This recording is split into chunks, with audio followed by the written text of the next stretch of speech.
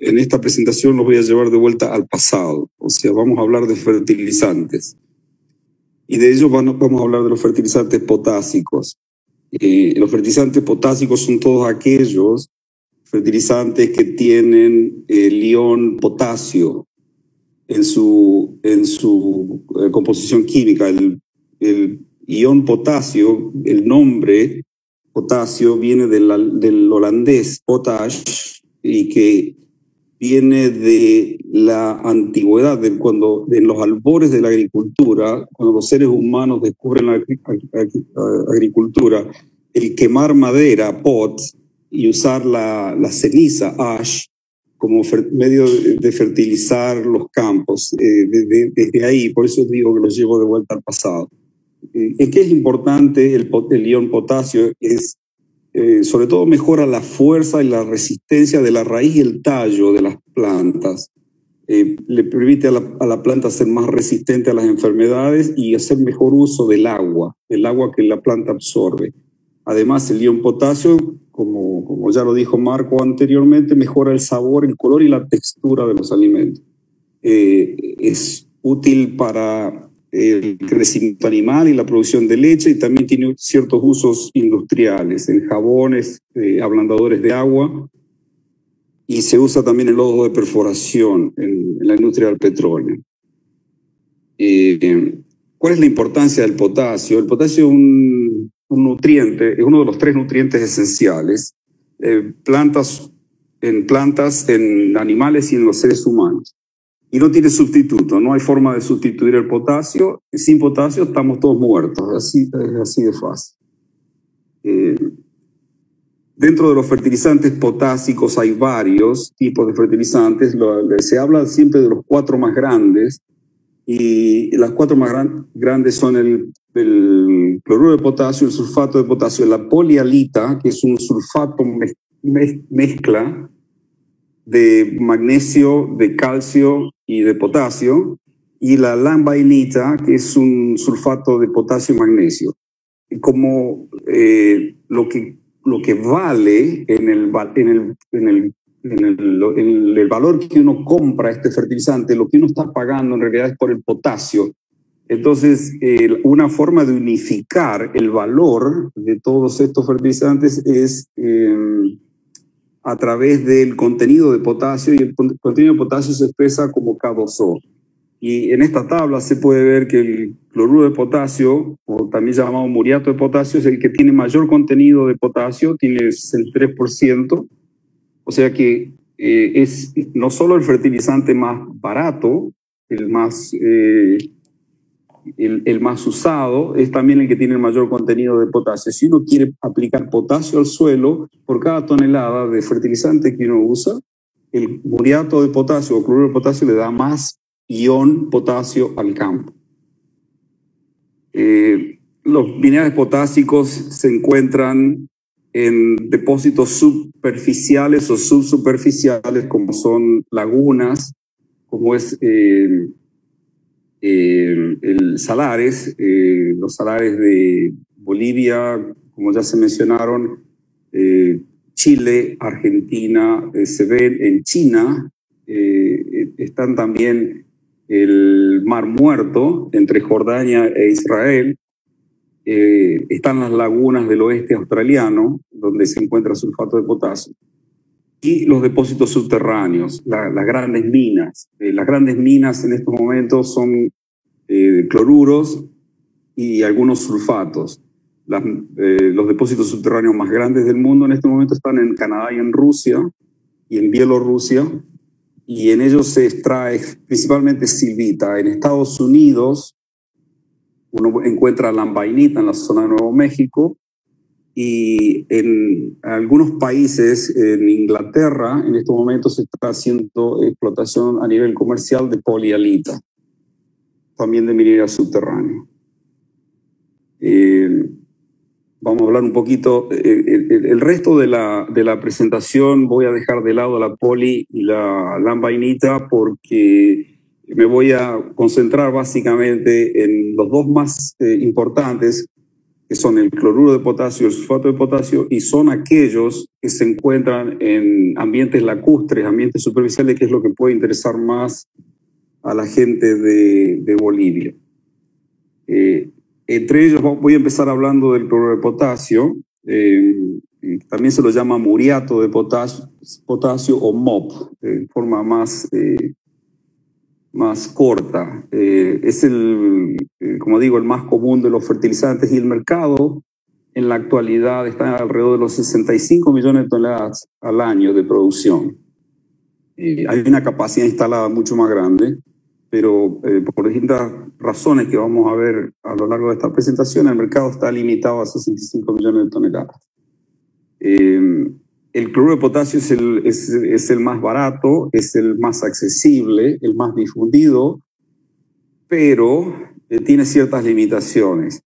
La limitación fundamental del cloruro de potasio es el ion cloro, que es un tóxico, degrada el sabor y degrada el gusto del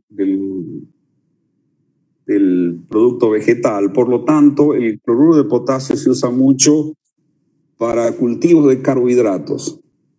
Y carbohidratos que son forrajes para animales, y aquellos carbohidratos como el maíz y el trigo, que antes de llegar a ser consumidos por los seres humanos, sufren una etapa industrial previa donde se diluye el efecto negativo del cloruro.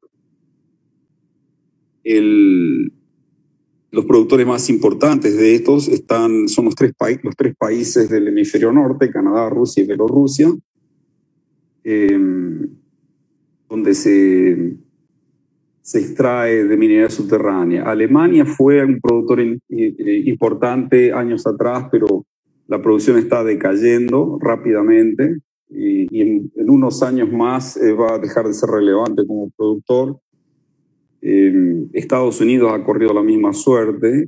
Fue muy importante hace 50 años, ahora ya es un productor casi sin relevancia. Y otros países que están surgiendo como importantes productores son Israel y Jordania, a través del aprovechamiento de las salmueras del Mar Muerto. Chile tiene una producción importante, y China, donde principalmente explotan salares, tanto como cloruro como sulfato de potasio. El sulfato de potasio es el segundo fertilizante. El mercado actual es alrededor de los 6 millones de toneladas al año. Es una décima parte de lo que es el mercado de cloruro. Y este fertilizante se lo llama un fertilizante especial, specialty fertilizer, y se usa generalmente en esos alimentos de alto valor, como son frutas, vegetales. Se lo usa para cacao, tabaco, nueces. Se lo está usando muchísimo actualmente para aceite de palma, que es un producto que tiene un valor enorme tanto como ingrediente de productos alimenticios como en la industria de la belleza. Y la característica principal del cloruro de potasio es que no solo no tiene cloruro, que es el que degrada el sabor de los alimentos, sino también tiene azufre, que es otro micronutriente. El SOP, también llamado SOP o sulfato de potasio, tiene esta característica de no tener cloruro, le hace que se venda con un premium con respecto a lo que se vende el KCl.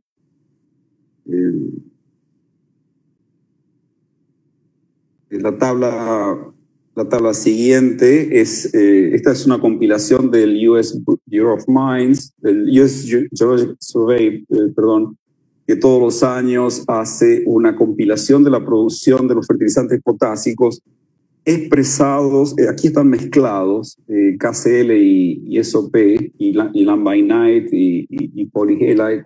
Están todos mezclados, y esto está expresado en términos de K2O. Entonces se ve que el mayor productor mundial en estos momentos es Canadá, seguido por Rusia y Bielorrusia. Son los tres productores principales de fertilizantes potásicos. Y aquí también se ve, lo voy a explicar un poquito más tarde, cómo la producción mundial ha decaído de 2018 al 2019, pero ha decaído no por falta de producción, sino por cuestiones de mercado. Cuando uno lleva los 43 o 41 millones de toneladas a su componente de KCl o de sulfato, da los valores de 65 y 6 que presenté en las diapositivas anteriores. Esta es la tabla anterior, muestra la producción y hay encima de la producción hay nuevas minas que están por entrar en producción. Bielorrusia está haciendo una mina muy grande que está muy cerca de estar ya sobre el final. En Soligorsk, cerca de la ciudad de Soligorsk, para los que conocen geografía, Soligorsk está bastante cerca de Chernóbil, los que se acuerdan de Chernóbil, algunos kilómetros más al norte. Esa es la zona de Bielorrusia donde están los yacimientos de potasio, y es un grupo, una joint venture de una empresa china y el gobierno de Bielorrusia. Están haciendo una mina de entre 2 y 3 millones de toneladas anuales de producción. Hay más producción que está entrando en línea en China. Rusia está haciendo 2 nuevas minas en la zona de Beresniki, que es en la zona de los montes Urales, y una en la zona de Volga-Kali, que viene un poco atrasada, pero sigue estando en construcción. España tiene el proyecto Muga cerca de en la zona de Navarra.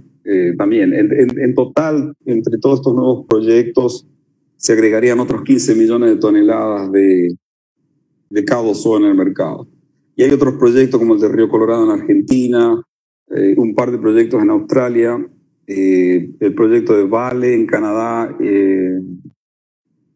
el proyecto de Core en África, en la República del Congo, están siendo postergados porque en estos momentos los precios están bajos y hay falta de financiación.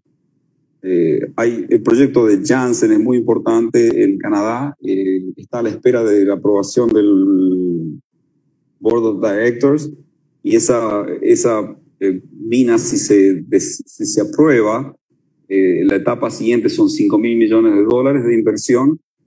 Si se aprueba, agregaría 8 millones de toneladas para el 2026. O sea que se puede decir que el mercado de KCl es un mercado que tiene exceso de oferta y va a seguir teniendo exceso de oferta por las décadas que vienen. La única manera de sostener un mercado con sobreoferta es a través de un control de la oferta. De otra manera el mercado colapsaría. Y acá viene la importancia de estas diapositivas que vienen. La industria de los fertilizantes, ¿cuál es el status quo? Es un mercado muy consolidado. Hay 7 empresas que son las que están listadas acá, que controlan más del 80% de la oferta mundial. Entonces eso les da la habilidad para poder controlar la oferta, para sostener en cierto modo los precios del producto. No solo son 7 empresas, sino que hay 2 grupos de marketing, Campotex, que incluye a las empresas de Canadá, Nutrien y Mosaic, y el BPC, que es el ente controlador o comercializador de los productores de Rusia. Entre esos 2 tienen más del 60% de la producción mundial. Y en cierta manera son entes que negocian contratos con los grandes con los grandes compradores. Los grandes compradores son China, India, Brasil. Entonces, funciona en cierta manera igual que la OPEC. La OPEC es un ente que a través de negociar contratos regula en cierta manera el precio del petróleo. Y de esta misma manera estos entes, Canpotex y BPC, controlan el precio del cloruro de potasio. La tabla siguiente ve la fluctuación de los precios a lo largo de los años. Entre el 2008 y 2009 el precio subió notablemente. Ahí es cuando hubo una cierta locura por los yacimientos de potasio. Se empezaron a buscar por todo el mundo, se agrandaron las plantas existentes y se llegó a la situación de sobrecapacidad que hay en este momento. A partir de ahí el precio no dejó de bajar hasta llegar a los precios que se han comercializado en el primer cuarto de este año, que ha sido Belarus-Cali, la productora de KCl de Bielorrusia, que negoció con China por $215 la tonelada. ¿Qué es lo que ha pasado con los mercados? Generalmente el uso del fertilizante está asociado al cultivo, a la necesidad de cultivo.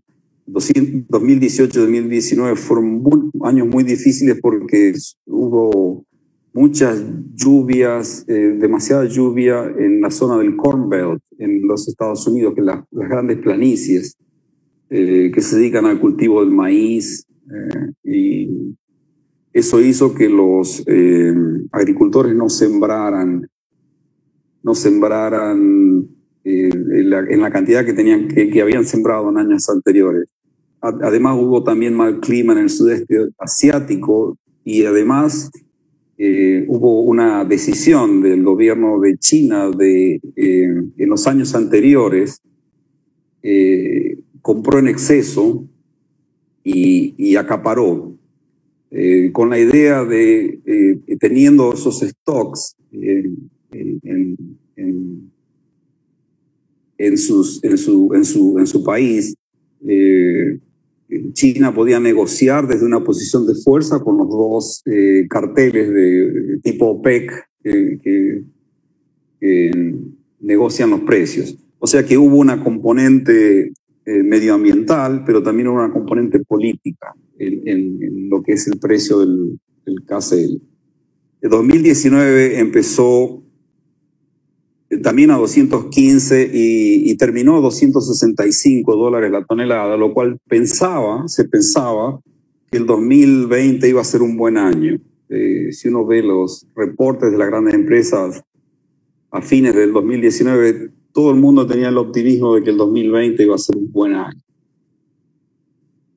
En el 2019 se redujo la capacidad, hubo una caída de 3,5 millones en la producción para controlar el precio, para enfrentar el año 2020 con un grado optimista, y se esperaba que este año iba a haber un rebote en el precio. Lo voy a dejar en el suspenso y ahora voy a volver al SOP.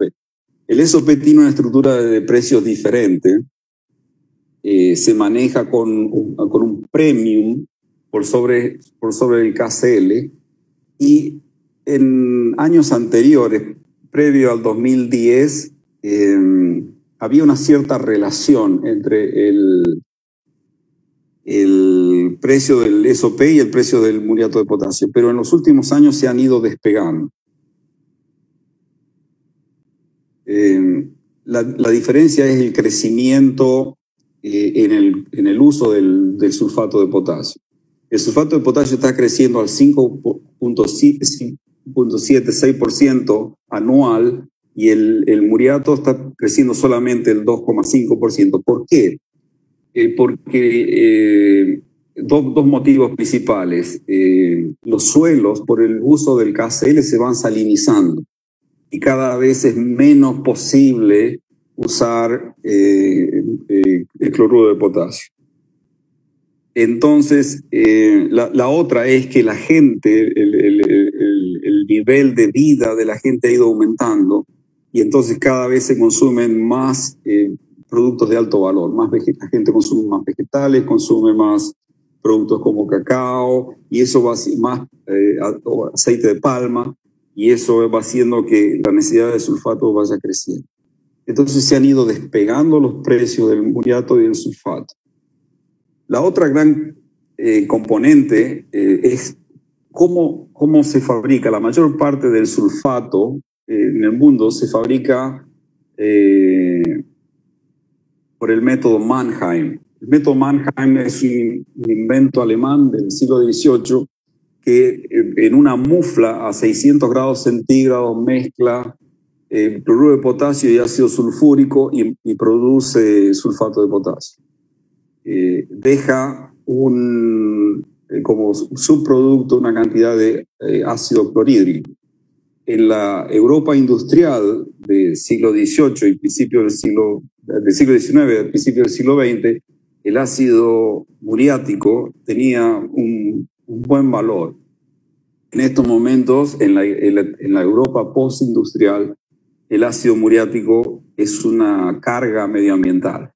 Por lo tanto, no solo el costo de producción está alrededor de los $400 cuando el producto se vende a 500 o 600, sino que el costo medioambiental asociado a la producción vía Mannheim es demasiado alto. Entonces, esto le está dando una ventaja comparativa a los productores de sulfato de potasio de yacimientos lacustres, evaporíticos, donde el costo de producción promedio está en los $200.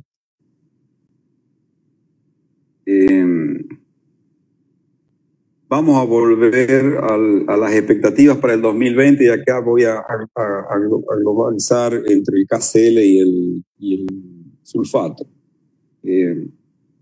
La expectativa para el año 2020 era un buen mercado. Los Estados Unidos volvían a producir, a consumir.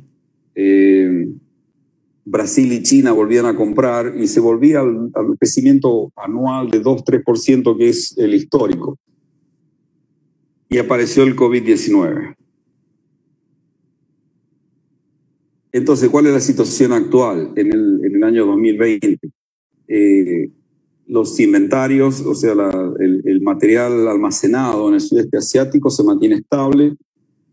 Hay falta de demanda y confusión causada por el COVID-19. Las cadenas de comercialización y de logística están completamente quebradas por las distintas leyes de los distintos países. Hay mucho stock sin mover y bueno, la pandemia está causando estragos en el mercado. En Europa tomó una actitud diferente a muchos países. La producción de fertilizantes se consideró de necesidad esencial y han seguido produciendo y han seguido con la producción agrícola porque Europa no considera esencial para su desarrollo, para su población. Pero las cadenas de logística en Europa recién ahora se están restableciendo cuando se han abierto las fronteras nuevamente entre los distintos países de Europa. Y en los Estados Unidos, que es uno de los principales consumidores mundiales, después de 2 años de poca aplicación y de malas condiciones climáticas, hay una necesidad muy grande de fertilizar, pero las cadenas de distribución están completamente quebradas. Otra cosa que ha causado un impacto importante es que muchos Estados Unidos tiene un sistema de subsidios al maíz muy fuerte, un subsidio de maíz tan grande que hay un tremendo exceso de producción en el maíz y a tal punto que gran parte de ese maíz se usa para fabricar etanol porque no hay otra cosa para hacer con el maíz. el problema del etanol que va a combustibles como reemplazo de los combustibles fósiles. Y con la caída de los precios de los combustibles fósiles ha caído el precio del etanol y por lo tanto el retorno de ganancia para los agricultores, lo cual también al ganar menos los agricultores tienen tendencia a comprar menos fertilizantes. O sea, es una cadena de efectos negativos sobre la producción de caseros. ¿Cuál es la esperanza para después del 2020, cuando se recupere el planeta de la pandemia? Que los fertilizantes potásicos vuelvan, especialmente KCl, vuelvan a crecer al 2,5% por año, lo que va a implicar que se van a necesitar 18 millones de toneladas nuevas para el 2030. El SOP va a seguir creciendo al 5 a 6 por 5.6 5 a 6% por año, pero lo que nadie sabe, lo que nadie puede predecir todavía es que según la IFA, la International Fertilizer Association, el mundo está viendo que hay un 25% de la tierra arable que está muy degradada y que va a necesitar más fertilizantes para seguir produciendo los niveles que está produciendo. Y sobre eso se asuma el impacto del global warming, que a pesar de que hay modelos, es todavía medio poco claro cómo va a afectar en la producción de alimentos.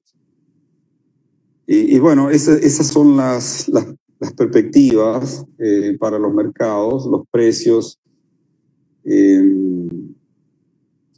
son no muy positivos para el muriato de potasio, son más positivos para el sulfato.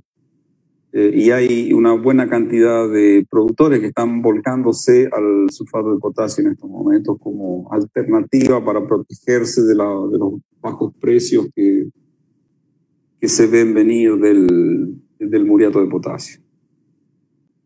Con esto termina mi presentación. He tratado de hacer rápido para recuperar el tiempo.